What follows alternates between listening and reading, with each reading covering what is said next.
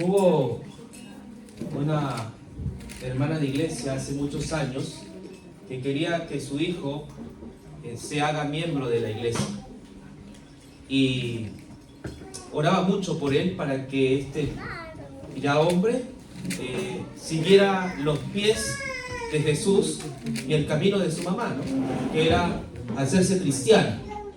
Entonces la mamá siempre lo invitaba al hijo a que asistiera a la iglesia. Y entonces dijo, mamá, tengo tiempo para ir hoy a la iglesia. La mamá se alegró mucho, puesto que su hijo le aceptó ir a la iglesia. En aquella oportunidad, cuando él entró a esa iglesia, estaban estudiando mayordomía, ¿no? Entonces el tema era mayordomía y él salió más molesto que contento. Dijo, si tú me vas a llevar otra vez a la iglesia para que me saquen la plata, yo no voy a ir más. ¿Entiendes? Porque él quería otro mensaje y lo que ese pastor estaba ese día dando era acerca de dinero, de finanzas. Y entonces la mamá estaba más apenada porque quería que su hijo encontrara y conociera a Jesús. Y ese día el tema era de ofrenda, ¿no? Era economía, era finanzas. Entonces, mucha pena para la mamá, ¿no? Entonces dijo, bueno, hijo, quizás en esa iglesia ese era el tema, pero hay otra iglesia donde te voy a llevar y esa no es mi iglesia, pero ahí te van a hablar de Jesús seguramente, ¿no? Entonces, bueno, como era su mamá, el hijo respetuoso, lo acompañó y fueron a esa iglesia. Y sucede que el tema era mayordomía, finanzas. ¿Entiendes? Entonces el hijo decía, pero no sé qué pasa con la iglesia, o sea, lo que quiere es mi dinero, ¿no?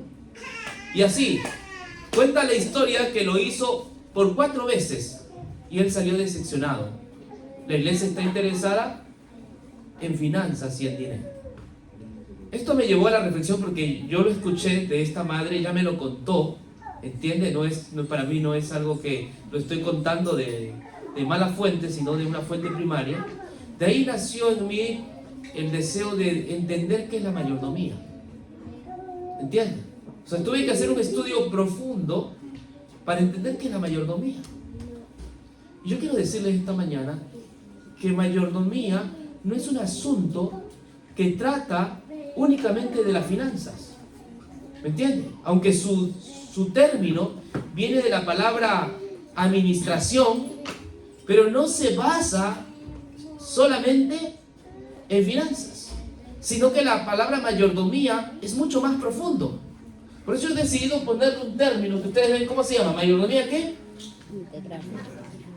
No dice economía, ¿no? ¿Administradores de qué? De la gracia. Yo he decidido ponerle este término que por supuesto no es invento mío, sino que viene de la palabra. De la misma Biblia viene. No, Dios nos ha llamado como mayordomos, pero para administrar ¿qué? ¿El dinero?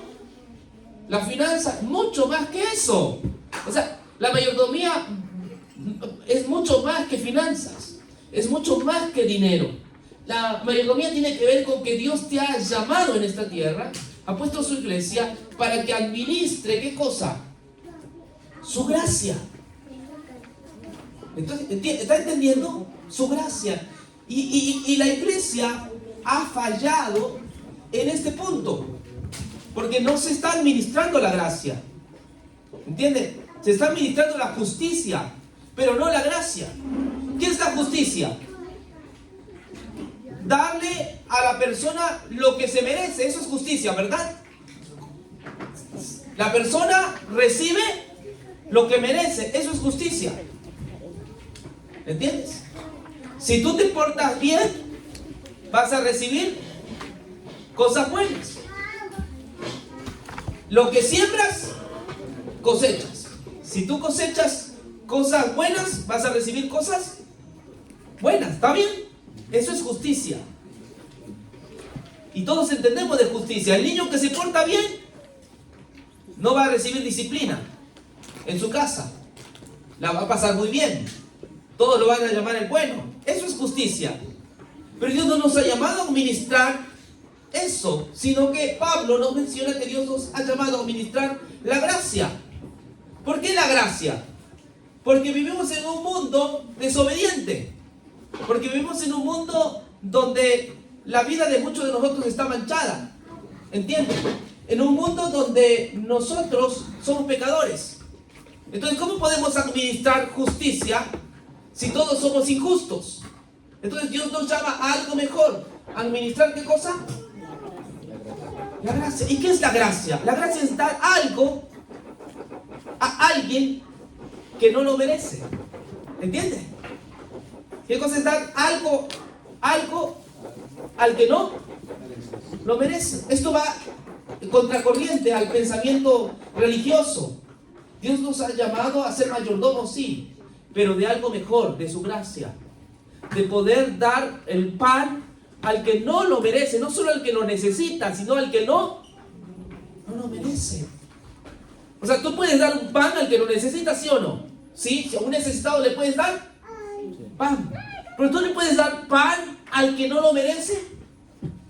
Te voy a poner de otras maneras. Tú puedes darle pan a aquel que te ha escupido en el rostro. Tú puedes darle pan a aquel que te ha maldecido. ¿Entiendes? O sea, tú le puedes dar pan a un necesitado, pero a alguien que te ha hablado mal, que ha ensuciado tu nombre, aquel que te ha vituperiado, te ha escupido, ¿estás entendiendo? ¿Le puedes dar un pan? Ahí está, ¿se da cuenta? Es duro. O sea, es más fácil dar un pan a un necesitado que a una persona que me ha hecho daño. ¿Y qué es la gracia? La gracia es dar algo al que no lo merece. Y esta mayordomía a la cual vamos a entrar, hermanos, es más profunda de lo que ustedes han pensado. ¿Vamos a hablar de economía? Sí, habla de economía, la mayordomía, pero más que eso tiene que ver con administrar la gracia de Dios. Así que avancemos con el tema que está, una vida de mayordomía integral. Primero, a mí me gusta entrar en entender el término. ¿Está bien? O sea, siempre, cuando dé cualquier seminario, a mí me gusta siempre que ustedes entren entendiendo el término. Este término, ¿qué cosa? Mayordomía. Voy a presentar un pasaje bíblico que está allí. Dice 1 Corintios 4:2. ¿Qué dice? Ahora bien, se requiere de los administradores que cada uno sea hallado, ¿qué? Fiel. ¿Ok? ¿Qué se requiere de nosotros los administradores? Que seamos hallados fieles. ¿Está bien? Eso es lo que Dios quiere, que tú seas hallado fiel como administrador. De aquí ya estás viendo que la palabra mayordomía está relacionado con ¿qué? Con administración. ¿Está bien? ¿Qué es mayordomía? Administrar. Dice, ahora bien se requiere de los administradores que cada uno sea hallado fiel. O sea, administrar. Ahora viene la pregunta, ¿qué es administrar? ¿Qué cosa sería administrar? Hay una carrera, ¿no? Se llama administración de empresas. ¿Sí? Entonces, ¿qué es administrar? ¿Cuál es la tarea de un administrador? Yo quiero que usted responda, ¿no? Yo no voy a responder por el momento. ¿Qué hace un administrador? ¿Cuál es su trabajo? Cuida, ¿qué más? ¿Cómo? Tener el control. Sí, con control, ¿qué más? ¿Qué más hace un administrador? ¿Para qué se lo contrata? Pues debe ser responsable la cabeza. Tiene que ser responsable, está la cabeza de todo, ¿cierto? ¿Qué más procura un administrador? Sí, hace un buen papel, un buen trabajo. Correcto, cumple objetivos, cumple metas. Exacto. Sí, porque él tiene metas y las tiene que cumplir. La empresa tiene que cumplir las metas del propósito. Para eso se les llama, ¿no? Para que la empresa no siga siendo igual, sino para que pueda crecer. Entonces él tiene que tener una buena administración de todos los recursos que hay en la empresa. no solamente de una cosa, no solamente de la finanza, porque para llegar a las finanzas hay que hacer toda una buena administración. Si no hay buena administración, ¿cómo puede haber una buena finanzas? Entonces, por eso se requiere antes del manejo del dinero, que también es importante, tiene que haber una manera de poder controlar todo y que cada función que hay en la empresa se cumpla a cabalidad. Eso más o menos hace un empresario o una persona que está a cargo de una empresa, administrando una empresa. Se le pone ahí para que la empresa pueda avanzar y estar a la vanguardia. Ahora, lo primero que yo veo en la Biblia, aunque esto no dice Génesis, pero a la pareja, a Adán y a Eva, se les confió algo. Miren, somos mayordomos, ¿qué dice de toda la creación? Génesis 1, 26 y 28. ¿Qué dice allí? En Génesis 1, 26 y 28 se menciona que el ser humano recibió ¿qué cosa? De parte de Dios el encargo del cuidado ¿de qué? De su creación. El versículo dice, ejerza dominio. Esta declaración puede ser ambigua, puede entenderse indebidamente como tener derecho a explotarla. Ahora vamos a leer entonces qué dice Génesis para poder no desquiversarla, ¿no? Génesis, vamos rápidamente. Sí, 1, 26, 28. Miren, hermanos, lo pueden anotar, inclusive pueden subrayar su Biblia, ¿no? Entonces dijo Dios, hagamos al hombre a nuestra imagen, conforme a nuestra semejanza. Y esta es la parte interesante. Y señoré en él los peces del mar, las aves de los cielos, en las bestias, en toda la tierra y en todo animal que se arrastra sobre la tierra. Y creó Dios al hombre a su imagen, a imagen de Dios los creó, varón y hembra los creó. Dijo, y los bendijo Dios y les dijo, fructificad, multiplicaos, llenad la tierra y sojuzgadla, y señoré en él los peces del mar, en él las aves de los cielos y en todas las bestias que se mueven sobre la tierra. Aquí Dios está creando al hombre, a Adán y a Eva. Los crea, ¿verdad? Una vez que los crea, ¿qué les dice? ¿Qué les dice a Adán y a Eva? Según el pasaje de Génesis 1, 28. Oh, correcto. ¿Qué tenía que señorear Adán y Eva? El mar. ¿Está bien? Las aves de los cielos y la palabra señorear es encargo, es administración. Dios le dio este trabajo a la primera pareja para que ellos estuvieran a cargo de todo lo que existe, tanto en el agua, en la tierra como en el cielo. Adán y Eva tenían que tener señorío sobre esos. ¿Me entienden? Estaban por encima de los demás. Dios les había confiado para que ellos cuidaran, en otras palabras, este planeta. ¿Entiende? ¿Está entendiendo? Ahora, vamos aquí. ¿Se lo dio solo a Adán? ¿O a Eva también? Bueno, porque hay una teoría que solo es el hombre, ¿no? ¿Sí? Sí, only men, ¿no? No, el texto bíblico dice que está en plural. Señoré en él los peces del mar. Adán y Eva estaban encargados de administrar lo que hay en el mar, lo que hay en el cielo y lo que hay en la... Está en plural, recuerde, señoré, está hablando en plural. Adán y Eva estaban encargados, eran los administradores de Dios. Este no era el trabajo del hombre solamente, sino el trabajo de hombre y mujer. Esto es revolucionario de paso, ¿no? Porque hay gente que dice que no, se lo encargó solo a Adán. No, se lo encargó a los dos. Adán y a Eva. ¿Está claro o no? Sí, porque la mayordomía no depende de su esposo nomás, sino también de la esposa. Es que Dios incluye a la mujer. Fueron los hombres los que excluyeron a la mujer. Pero Dios incluye ¿a quién? A la mujer. ¿Saben por qué la mujer salió de aquí? ¿Entiende o no? ¿Por qué salió de aquí? Esto igual. No es tu... No lo hizo de acá. Ahí sí deberías pisarla, ¿no? Sí. Tampoco lo dijo de acá, ¿no? Para que te domine. Tampoco no. Lo hizo de qué? Porque es tu compañera. Es tu igual. ¿Ah? Es tu compañera, es tu igual aquí. El propósito de Dios es que hombre y mujer vivan juntos. Y no es que uno es mayor y el otro menor. No, los dos deben estar juntos. Together, juntos. ¿Ok? Entonces, el texto dice que les encarga la administración de este mundo. Hermanos, solo un punto. El mar. ¿Cuántos de nosotros sabemos qué hay en el mar? Pero ¿sabes qué? Ni siquiera la ciencia sabe cuántos peces hay. O la ciencia con todo descubrimiento sabe cuántos peces hay.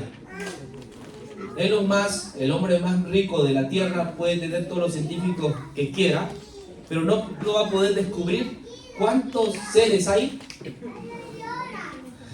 No puede. ¿Por qué no puede? Porque si se meten al mar, solamente hay un límite para que llegues. No se puede entrar más por la presión. ¿Entiende? Cualquier cosa que está ahí implosiona. No se puede entrar más allá. Recién, hace algunas semanas, salió un pez. ¿Sí supieron la noticia o no? Sí, el pez diablo. Sí, y yo lo vi, no puedo creer. ¿No? Un animal que parece prehistórico y todo eso. Y sí, salió porque su hábitat de ese pez es dentro. Algo le ocurrió a ese pez que salió. Una especie rara y extraña. Bueno, yo por eso creo en la palabra. Mira lo que dice Salmos. Vamos a Salmos. Mira lo que dice Salmos. Miren.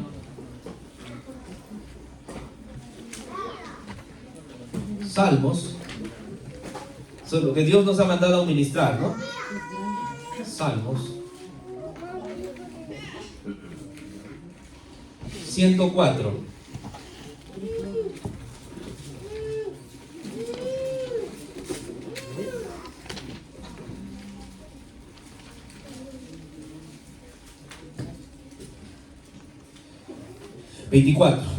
Mira lo que dice. Salmos 104, 24.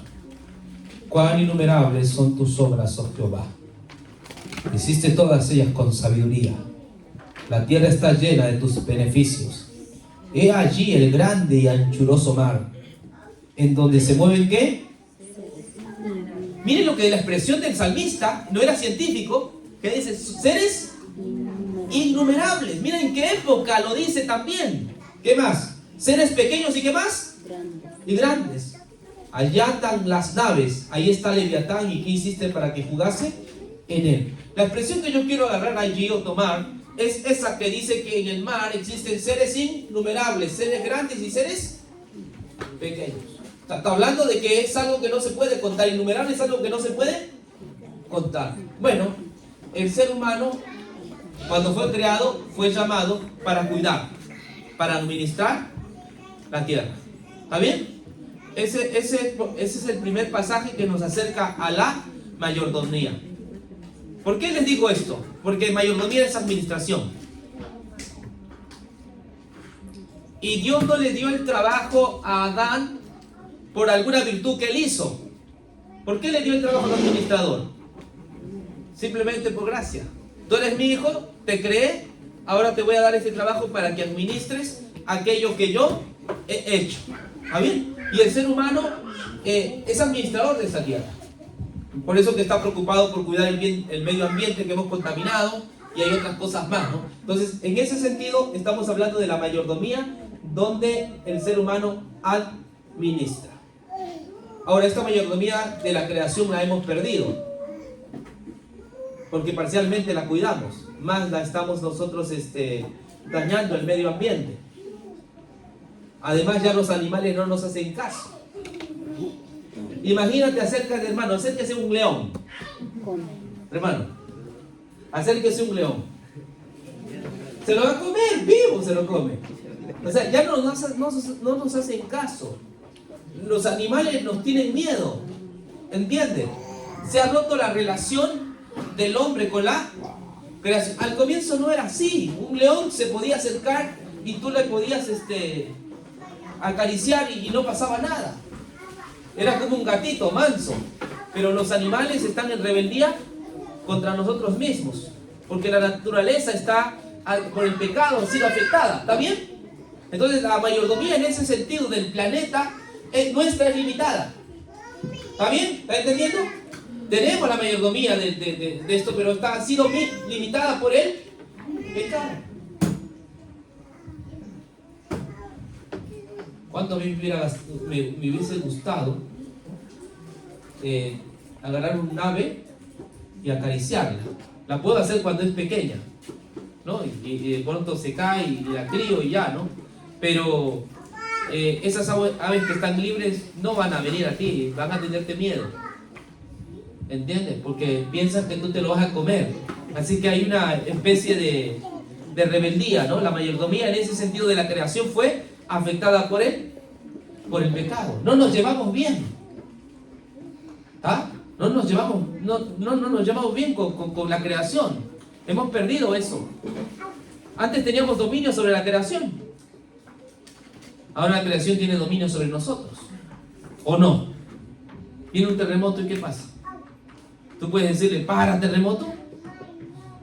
No. Dice que en Manhattan, en Nueva York, si hay un terremoto, se destruye totalmente la ciudad, porque ha sido puesta sobre bases que no son firmes. Y solamente un pequeño temblor, el que hubo en Manabí, ¿no? El año 2017, creo que fue el 2017, ¿no? En Manabí, uno de esos terremotos devasta todo. Todos los edificios, los rascacielos se caen. No tenemos dominio sobre la creación. ¿Entiende? La creación se ha vuelto rebelde contra nosotros. ¿Está? No tenemos esa capacidad, ese dominio. Que antes el hombre sí lo tenía. ¿Pero qué afectó? ¿Qué rompió esa relación? El pecado. El pecado es algo que ha creado caos sobre el planeta. Ni siquiera sobre nuestras esposas a veces tenemos dominio. Nos pisan, ¿no? Mandarina nos dicen a veces. No, una broma. ¿Está? La mayordomía de la creación, ¿qué pasó? ¿Se perdió? No, y eso ha quedado demostrado. O sea, el hombre con toda la ciencia, porque el hombre ha sido creado a la imagen y semejanza. ¿Qué significa ser creado a la imagen y semejanza? Que el ser humano es inteligente. Así como Dios es inteligente, el ser humano, Dios le hizo al hombre así como Dios. Sí, a su imagen. Hermano, hacer aviones. Dígame, ¿qué criatura de la tierra, aparte del hombre, puede hacer aviones? A ver, muéstreme. ¿Un oso puede hacer un avión? No. ¿Un cóndor puede hacer un hospital? No. ¿Una mesa no puede hacer un cóndor? O sea, esa capacidad únicamente lo tiene ¿quién? El hombre. Dios no hizo a los animales a su imagen y semejanza. ¿A quién lo hizo? Al hombre. Así que esa teoría de que vino del mono no es cierta. ¿Qué mono sabe hacer aviones, hospitales, autos, Tesla, laptop, smartphone, iPhone? Pregunto, imprenta, mesas, sillas. ¿Entiende? Un mono no puede hacer eso. Solo Dios. Porque vienes de la imagen y semejanza ¿de quién? De Dios. Tu trabajo, no sé en qué trabajas, Rufo, me decía alguien, Silly, no sé cómo se llama. Pero esa inteligencia, ¿quién te la ha dado? ¿Esa habilidad te la ha dado? Dios. Porque fuiste creado a su imagen y semejanza. ¿Entiendes? Entonces, por eso Dios lo creó a imagen y semejanza, para que el hombre administre la creación. Pero hubo un fenómeno llamado pecado que interrumpió, y nuestra relación ¿con quién? Con la misma naturaleza. Ni siquiera podemos gobernar nuestra propia vida. Si a veces nos cuesta gobernarnos a nosotros mismos, y tú me dices, qué genio que tengo, ¿por qué soy así, no? Tú muchas veces te cuestionas. ¿Por qué? Porque el pecado nos ha afectado a todos, hasta a los niños, imagínense. O sea, ¿cómo nace un niño? Pobre angelito, no, él nace ya diablito, nace con la naturaleza pecaminosa. ¿En serio? ¿Tú no has visto cuando los niños le pegan a su papá? ¡Zas! ¿Sí? ¿No has visto cuando un niño y otro niño se agarran bebés? ¿Quién les enseñó a pelearse? A los pobres guayquisitos ahí peleándose entre niños. ¿Ha visto o no? ¿Quién enseñó a pelear? Si no han visto ni televisión ni TikTok, ya están peleándose, criaturas. Es una cosa interesante, ¿no? Saber que el pecado ha afectado a toda la raza humana y nos ha hecho pelear ¿con quién? Con el planeta. Así que la mayoría de la creación está limitada para nosotros, porque el pecado la ha afectado. Pero siempre Dios quiso que el hombre sea, ¿qué cosa? Mayordomo. Pero ahora Dios nos va a dar otra mayordomía, que se llama la mayordomía de la gracia, administrar la gracia. Que esa es otra cosa. Esa no estaba en la creación. La gracia viene después de la creación. Cuando abundó el pecado, ¿qué dice la Biblia?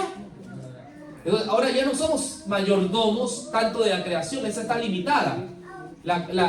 Dios a la iglesia le ha dado otra mayordomía, mucho mayor que la de la creación, y administrar ¿qué? La gracia. Esa es la que vamos a ver más tarde, pero yo quería que usted tenga este marco de referencia, ¿ok? ¿Cuestión hasta aquí? ¿Está claro? Muy bien, vamos entonces a avanzar. ¿Cuándo aparece por primera vez el término mayordomía en la Biblia? Así como tal, literal. ¿Cuándo aparece el término mayordomía? Usted tiene que buscarle, ¿no? En la Biblia. ¿Cuándo aparece el término mayordomía por primera vez en la Biblia? Así, literalmente, hablando con ese término mayordomía. ¿Cuándo? Aparece en Génesis 15, 2, 3. Más atrás no hay ese término. Es la primera vez en la Biblia que aparece el término mayordomía es en Génesis 15, 2 y 3. Anote que esto es pregunta de examen, ¿no? Al final va a haber un pequeño examen, un pequeño test. ¿Ok? No, ya los asusto, creo. Y el pecado afectó la creación, el pecado va a afectar la enseñanza de hoy. No. Esto es interesante. La primera vez que aparece el término mayordomía en la Biblia se registra en Génesis 15, 1 al 2. ¿Ok? Vamos a leer para ver si es cierto o no es. Génesis. Miren. Génesis 15, 1 al 2. Dice: después de estas cosas, vino la palabra de Jehová a Abraham en visión, diciendo: no temas, Abraham, yo soy tu escudo y tu galardón seré sobremanera grande. Y respondió Abraham: Señor Jehová, ¿qué me darás siendo así que ando sin hijo y el mayordomo de mi casa es ese Damaseno Eliezer? Dijo también Abraham: mira que no me has dado prole, y aquí que será mi heredero un esclavo nacido en mi casa. ¿No? Ahí aparece por primera vez la palabra mayordomo. ¿Quién era el mayordomo de Abraham? Eliezer. ¿Qué quiere decir esto?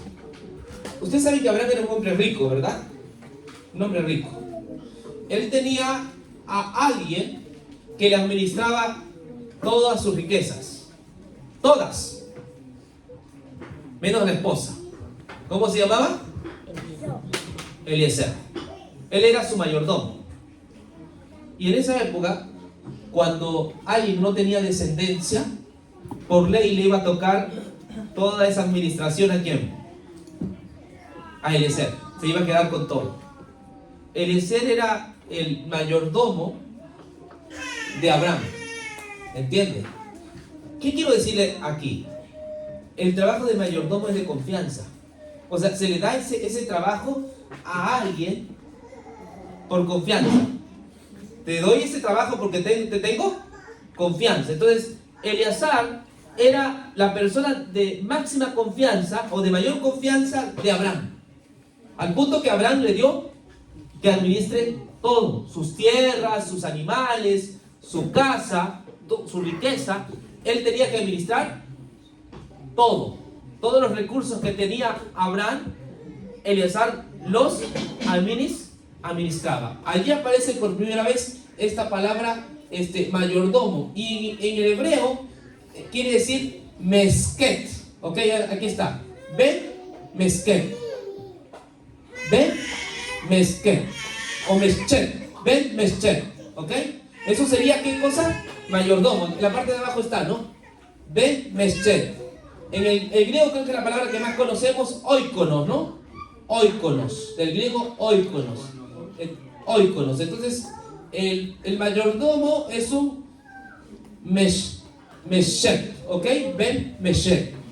O oikonos. Esa es la palabra en su original. Muy bien. Vamos a ver principios de mayordomía basados en la vida de José. Hay otro hombre al cual se reconoce como mayordomo. ¿Y quién era? José. La historia la conocemos. Usted sabe que José fue vendido por sus hermanos, ¿verdad? ¿A dónde fue vendido? Egipto. En Egipto, ¿verdad? Ahora, hay algo interesante en la vida de José. Vamos a Génesis 39, 3, 4. Génesis. Si vamos rápidamente para ver un poquito esto.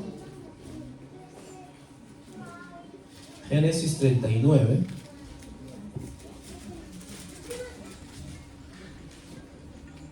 Dice así: llevados pues José a Egipto, Potifar, oficial de Faraón, capitán de la guardia, varón egipcio, lo compró de los ismaelitas que lo habían llevado allá. Mas Jehová estaba con José, y fue varón próspero, y estaba en la casa de su amo el egipcio. Y vio su amo que Jehová estaba con él, y que todo lo que él hacía, Jehová le hacía, ¿qué cosa? Prosperar en su mano. Así halló José gracia en sus ojos, y le servía, y él le hizo, ¿qué dice? Mayordomo de su casa, y entregó en su poder todo lo que tenía. Y aconteció que desde cuando le dio el encargo de su casa y de todo lo que tenía, Jehová bendijo la casa del egipcio a causa de José, y la bendición de Jehová estaba sobre todo lo que tenía, así en casa como en el campo. O sea, Potifar le da el encargo para que fuera su mayordomo. A partir de que comienza a hacer la administración. ¿Cómo fue esa administración de José en la casa de Potifar? ¿Buena, mala? Buena. Fue buena. Al punto que dice el texto bíblico que todo lo que José hacía era, ¿qué cosa? Prosperado. Todo lo que José hacía, ¿qué cosa era? Prosperado. Tanto en la casa como en el campo. ¿Qué pasó con la mayordomía de Adán? ¿Fue prosperada? No, porque Adán y Eva comieron del fruto prohibido. Ya vimos que esa mayordomía se echó a perder. Pero aquí hay un ejemplo de una buena mayordomía, la de José. Todo lo que José hacía era prosperado. ¿Ven? Todo lo que hacía era prosperado. Tenía una buena administración. ¿Sí? Porque había puesto a quién en primer lugar. A Dios. O sea, no tanto tiene que ver con la calidad moral que tenía José, sino tiene que ver mucho más con la confianza que José tenía en quién. No es que José era perfecto, no se trata de eso, sino en que confiar en Dios, en creerle a Dios, ¿entiendes? El éxito de mayordomía no es en tu calidad de persona, sino en quién tú confías. En Egipto José decidió creer y confiar en quién. En Dios. Él decidió poner su caso y toda la administración en las manos de quién. De Dios. Entonces, mientras José confiaba en Dios, la administración era ¿qué cosa? Buena. Y crecía. Cuando uno confía en Dios, la administración va a ser ¿qué cosa? Buena o correcta. Entonces, esto pasaba con José, ¿no? La mayordomía de José era exitosa debido a su confianza. Ahí venía su poder, de ahí venía su fuerza, de la confianza en ¿quién? En Dios. Y ahí viene la inteligencia, de ahí viene la sabiduría, de nuestra confianza en Dios. ¿Ok? Génesis 3, 39, 9. Vamos a ver qué sucedió acá. Acá hay algo que pasó. No hay otro mayor, dice, que yo en esta casa, y ninguna cosa me ha reservado sino a ti, porque tú eres su mujer, ¿cómo pues haría yo este gran mal y pecaría contra Dios? Y aunque usted sabe que dentro de esa administración de la mayordomía de José, que era exitosa, la mujer de parece que se había enamorado de José, porque José era muchacho, ¿no? Era joven, fuerte, posiblemente hermoso. Sin embargo, la mujer pues quería estar con José. ¿Y qué hizo José? Pregunto. Corrió ¿Por qué se corrió? para no caer en el pecado. Qué diferente a nosotros, ¿no? Hermano, porque hay una cosa que yo he aprendido de la vida, y es la de José. Con el pecado no se... Juega. No, con el pecado, aparte de no jugar, con el pecado no se argumenta. ¿Está entendiendo? O sea, yo con el pecado no se argumenta, porque vas a perder. ¿Sí me entienden? O sea, vas a perder. Cuando tú sabes que estás a punto de entrar en una tentación de esa, la mejor manera, ¿cuál es? Huir. O sea, huye. Joven, huye. No estés argumentando, no, que hermana, pobrecita, que sí, que su marido la dejó y que sí, no, y ya pecaste. No puedes tú argumentar con eso. Lo que tú tienes que hacer, ¿qué es? Huir. Eso es lo que puedes hacer, porque si tú comienzas a argumentar con el pecado, vas a terminar cayendo. José corrió porque no era perfecto. ¿Entiende?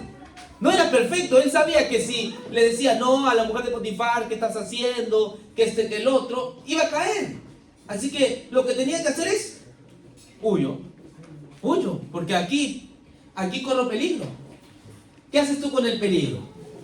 Hermano, yo huyo del peligro. Y es así, ¿no? Esa es una muestra clara, ¿no?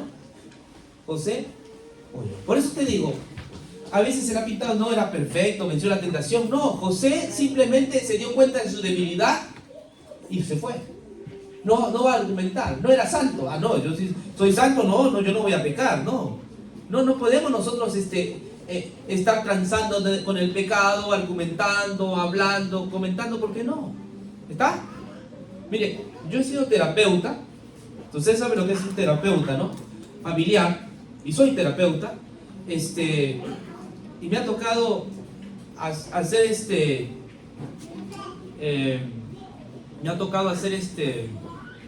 abordajes terapéuticos, a veces con una mujer, a veces, con un hombre no hay problema, ¿no? El problema es con una mujer, ¿no? Que cuando uno hace un abordaje terapéutico, hay mujeres que comienzan a llorar, y el psicólogo tiene que ser muy ético para no caer con su pareja, porque esa mujer está vulnerable y cualquier cosa que tú le digas puede caer. Por eso que cuando uno hace por lo menos yo he hecho un abordaje terapéutico, trato de hacerlo en un lugar público cuando se trata con una mujer. ¿Entiendes? Porque se puede prestar a una mala interpretación. Así que en ese sentido uno tiene que estar precavido, porque tú no sabes lo que puede ocurrir allí.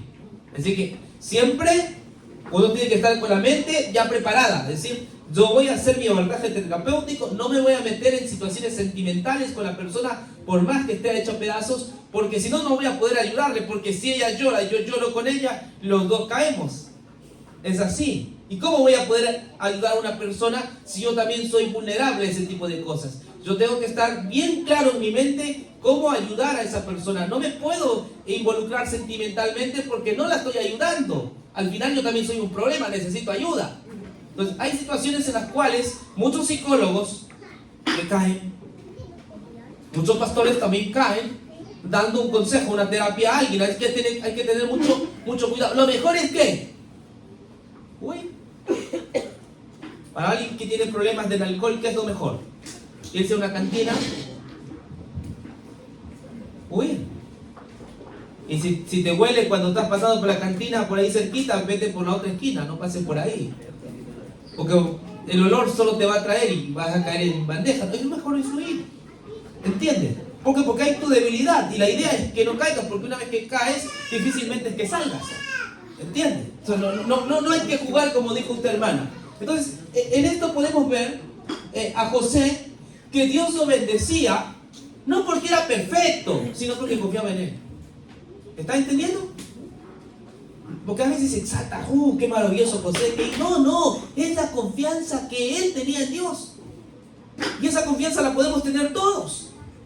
Simplemente decir, yo le creo a Dios, yo creo en su palabra, creo en lo que él dice. Entonces la persona que cree estará siempre dispuesta a hacer ¿qué? Su voluntad. ¿Está entendiendo? Recuerden, José no era perfecto. Él era un hombre que tenía nuestras mismas debilidades y pasiones. Pero la diferencia es que le creía a Dios. ¿Y qué es creerle? Porque la Biblia dice, el diablo cree. Ahí tiembla. Es que yo creo pero no tiemblo. El diablo cree pero yo creo pero confío. Ahí está la diferencia. ¿No? El problema del diablo no es la obediencia. El diablo cree pero tiembla. Es decir, tiene miedo.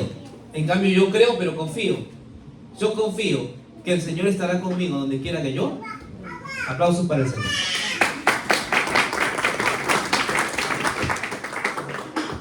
¿Qué más pasó? Porque es interesante la mayordomía de José. Mire, una vez usted sabe que José no cae con la esposa de Potifar, lo calumnia a esta esposa, ¿y a dónde va a parar?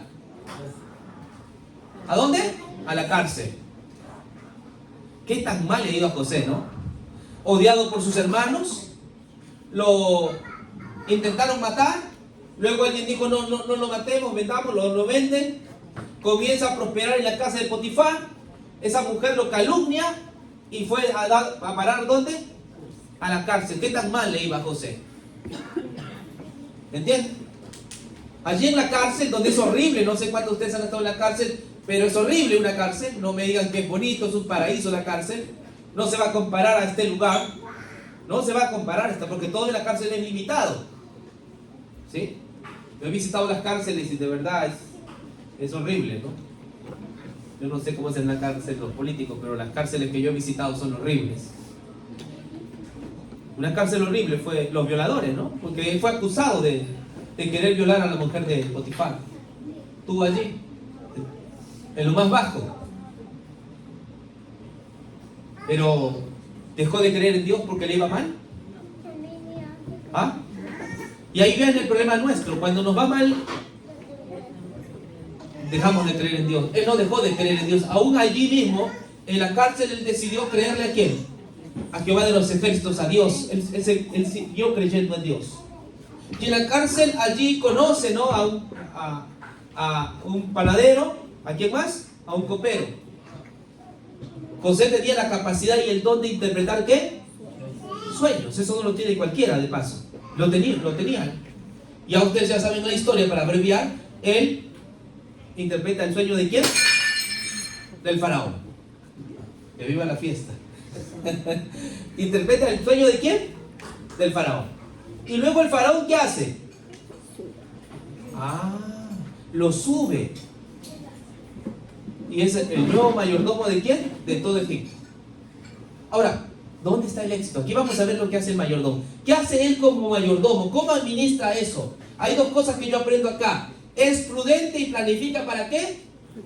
Para el futuro. Iba a haber épocas de ¿qué? De vacas flacas, ¿no? ¿Qué es la vaca flacas? Hambruna. Iba a haber una hambruna terrible. Entonces él, como estamos hablando simplemente de manera material, todavía no estoy yendo a la parte de la gracia, ojo, simplemente de la manera material, para explicar cómo es una mayordomía material, ¿sí? Él provee para el futuro. Y usted ya sabe la historia. Hubo una gran hambre, ¿verdad? Y no había que comer entonces.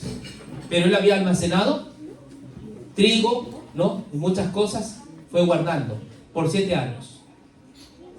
Al punto de que inclusive sus hermanos tuvieron que venir de lejanas tierras a ese lugar, porque ese era el único lugar donde había pan, donde había comida. Escúchame bien el principio aquí. El verdadero mayordomo, cristiano, estoy hablando ahora sí, es aquel que provee ¿qué? Pan. ¿Para quién? Para el hambriento. O sea, la mayordomía tiene que ver con proveer pan. Yo no estoy hablando de pan material solamente, sino que estoy hablando de proveer la doctrina de la gracia. ¿Para quiénes? Para la gente. Este mundo perece porque no conoce quién es Dios y qué ha hecho por ellos. O sea, somos mayordomos de la gracia, de algo mejor. No de oro o plata, sino de la sangre preciosa de Jesús. Nosotros somos mayordomos de eso. En momentos de escasez espiritual, no, esta iglesia debe estar preparada para administrar, para proveer pan para el hambriento, agua para el sediento. Eso hizo este mayordomo José. Cuando hubo esa crisis, ¿no?, allá en Egipto y en todos esos lugares, él había planificado para el futuro. De manera que en todo lugar faltaba menos en Egipto. ¿Gracias a quién? A la administración de José. El mayordomo verdadero es aquel que provee. ¿Sí? No es aquel que derrocha y malgasta todo, sino que provee. ¿Pero para quién provee? ¿Para él? Para las personas. Provee para los demás. Y claro, de hecho que para su casa también, ¿no? Porque todos se benefician cuando hay una buena administración. O sea, un mayordomo es un administrador que también mira el futuro. No solamente mira el presente, sino mira ¿quién? El futuro. ¿Cuántos conocen la iglesia, la Catedral de Cristal, o han oído hablar? Aquí en Estados Unidos. Una de las más grandes iglesias que hubo alguna vez. Cientos de personas acudían a la Catedral de Cristal. Una iglesia bellísima, extremadamente bella. Pero ¿sabes qué? ¿Por qué fracasó esa iglesia? Por su mala administración. Ellos no se fijaron en el futuro. Ellos solamente en ese momento que tenían gente y despilfarraban, pero sucede que para mantener las cosas que había en la iglesia, el valor era altísimo. Y como ya los hermanos estaban envejeciendo, no hubo dinero para administrar y tuvieron que venderlo a una iglesia católica. Una iglesia que tenía televisión y todo completo. Es porque no tenía una visión de mayordomía. ¿Entiendes? Un mayordomo administra, pero también ve ¿qué cosa? El futuro. Yo pregunto, hermanos, ¿estamos viendo el futuro? ¿O estamos solo el presente? Y cuando hablo de eso, hablo de forma integral. ¿Estamos preocupándonos por nuestros hijos? ¿Estamos preocupándonos por nuestra familia? ¿O solamente por el momento? O sea, el mayordomo es alguien que mira hacia el futuro. ¿Estamos preocupándonos por el evangelismo? ¿No? Cosas para pensar, no sé. Yo no conozco las realidades, cada cual la va a ir conociendo, pero es interesante que el mayordomo es aquel que administra y lo hace todo con planificación, basado en el porvenir, en el futuro. ¿Está bien? Entonces, la integridad es clave en la administración. ¿Qué más? Un mayordomo debe ser prudente y planificar el futuro. ¿Qué más? Dios usa a los buenos administradores para bendecir ¿a quiénes? A otros. Vamos a ver Génesis 50:20. A ver quién lo lee. Génesis 50:20. Dios usa a los buenos administradores para bendecir a otros. Me dicen que aquí ahora tenemos la pausa porque aquí parece que voy a hacer. ¿Está bien? ¿Está bien? Ok. Vamos. Usted controla. ¿Mande? ¿Quiere ser la voz? No me No, digas. pregunto. No, pero aquí es las dos. Sí, ahorita. Entonces, dentro de 12, tú administras qué tiempo de... Ya. Pero ahorita tenemos una pausa, ¿verdad? Sí, Sí. Sí, ya, listo. Pero lea, por favor. Sí. Génesis 50:20. Escúcheme, lo que estoy hablando es de la mayordomía todavía en forma material. No estoy hablando todavía del centro de la mayordomía. No piense que este es todo el tema, ¿no? Estamos hablando de forma material, porque el tema es administradores de ¿qué? De la gracia, ¿ok? Pero esto nos va a ayudar a acercarnos al tema. Génesis 50:20, ¿quién lee? Vosotros pensasteis mal contra mí, mas Dios encaminó a bien para hacer lo que vemos hoy, para mantener en vida a mucho pueblo. ¡Qué hermoso! Mira, entonces una buena mayordomía usa ¿qué? Dios usa a los buenos administradores ¿para qué? Mantener vida A otros. Y regresando al tema que les dije de este hombre que se iba, la mujer, la señora que llevaba a su hijo de iglesia en iglesia para que conozca la bondad de Dios. ¿Recibió él? ¿Por qué no? Porque la iglesia estaba más preocupada en el dinero, en las finanzas. La verdadera mayordomía es aquella que bendice a ¿quién? A otros. Hermanos, el dinero es una consecuencia de la gracia. No nos preocupemos tanto por el dinero, sino por bendecir con el mensaje del Evangelio a las personas, y el dinero vendrá. ¿Entienden? El dinero solamente es un resultado de haber predicado la enseñanza de Jesús, y vendrá dinero. ¿Y vendrá qué? Y vendrá dinero. Lo digo por experiencia y lo creo. ¿Sí? Dios usa a los buenos administradores para bendecir ¿a quién? Para bendecir a otros. Y eso está en lo que he leído. José hizo eso. En lugar de estar resentido, no, Dios me tiene aquí, dijo, no solamente para administrar a los míos, sino llevarles el mensaje hermoso. Entonces, ¿deberíamos ser así? ¿Cómo es esto? No, hermanos, debemos bendecir, porque a quienes tú bendices, Dios bendice. Tú bendices, Dios bendice. Amén. Porque esto es de Dios. Tú bendices, Dios bendice. ¿Está bien? Esto no es obras. Simplemente que entiende que la verdadera mayordomía es cuando tú bendices a una persona con el mensaje del Evangelio. Cuando tú, en lugar de medirle por su justicia, tú le das gracia a esa persona. ¿Entiendes? ¿Qué le das? Gracias. Vamos a descansar un poco de agüita, y luego venimos y vamos a continuar. Gracias.